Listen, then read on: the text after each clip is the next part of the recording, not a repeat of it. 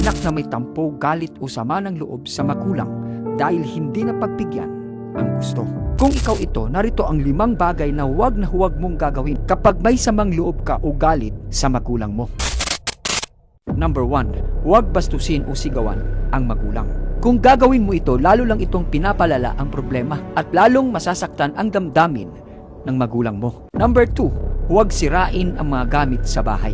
Kung gagawin mo ito, magastos, mapanganib at walang magandang maidudulot. Number 3, huwag maglayas ng bahay. Napakadelikado nito at labis na mag-aalala ang magulang at posibleng mapahamak ang anak. Number 4, huwag manahimik ng matagal. Ang silent treatment ay hindi solusyon. Pinapatagal lang nito ang hindi pagkakaunawaan. Number 5, huwag gumanti o magtanim ng galit.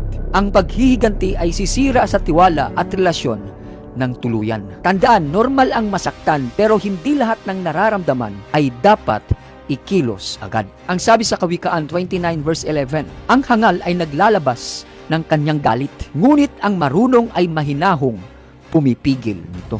Mga anak, hinihimok tayo ng Diyos na pamahalaan ang ating emosyon ng may katarungan at paggalang, lalo na pagdating sa ating mga magulang. Dahil ang respeto sa isa't isa ay pundasyon ng matatag na samahan. See you in my next video.